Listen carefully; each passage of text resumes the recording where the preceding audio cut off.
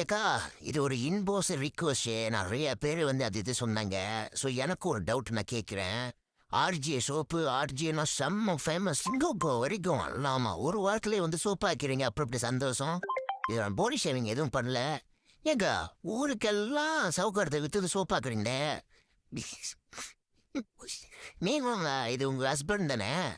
அவரு கொஞ்சம் இந்த ப்ரூஃப் பண்ணுங்க. அவங்க ப்ராடக்ட்ல வந்து இவர் மூஞ்சிலையும் போட்டு இவரும் நான் சோப்பாக்கிட்டேன் பிஃபோர் ஆஃப்டர்னு சொல்லி டெஸ்ட் பண்ணி உங்கள் ஹஸ்பண்ட் வந்து ஆரம்பிங்க. இப்போ ரொம்ப பேர் நம்ம சொல்கிறாங்க, ஓ அதை கெமிக்கல்னால மித்தவங்க வந்து காசுக்காக வந்து பிஸ்னஸ் பண்ணி அவங்களுக்கு வந்து சைட் எஃபெக்ட் வந்து இவங்க வந்து கேர் பண்ணாமல் வித்துக்கிட்டு இருக்காங்க. ஆனால் சொந்த ஹஸ்பண்ட் விற்க வேண்டியதானே, அவங்க சொந்த ஹஸ்பண்டை வெள்ளையாக்க வேண்டியதானே? லாஜிக்காக தான் இருந்துச்சு. இது வந்து மக்களின் ஒரு கேள்வி.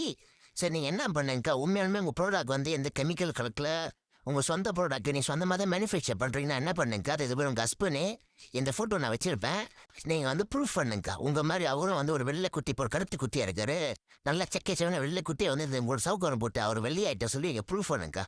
ஏன்னா நிறைய பேர் இங்கே சைனாலேருந்து வாங்குறீங்க ஹை கெமிக்கலு, கொஞ்ச நாள் அந்த ஸ்கீம் சாப்பிட்டு கண்டிப்பாக வந்து ஒரு எஃபெக்ட்லேருந்து கூட்டு போய் விட்டுரும். அங்கே குறவை வாங்கி நீங்கள் வந்து கூட போட்டு விற்றுக்கிட்டு இருக்கீங்க. என்னென்ன மோசம் சொல்கிறாங்க. பட் இருந்தாலும் நீங்கள் வந்து ஒரு பிஸ்னஸ்க்கு நல்லா இருங்க, நல்லபடியாக எந்த ஒரு எஃபெக்ட் இல்லாமல்.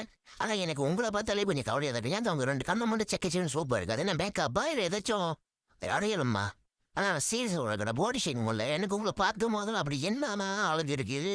இதை போய் அழகுன்றாங்களே. உங்களை பார்க்கும் போது எனக்கு என்ன தெரியுமா, உண்மையாலுமே ஒரு தும்கோரால வந்து இந்த மாவு புட்டாமான டிசைன் பண்ணி மூஞ்சி அந்த எந்திரனை ஒட்டுவாங்களே, ரஜினி மூஞ்சி டிசைன் பண்ணுவாங்களே ஒரு இதுக்கு, அந்த மாதிரி டிசைன் பண்ணி ஒரு மண்டை ஓடுக்கு வந்து ஒரு சதையை வச்சு ஒட்டி அதையும் மேக்கப் பண்ணி ஜிங்கி சக்கன்னு தித்துல ஆடுறது தாங்க இருக்குது.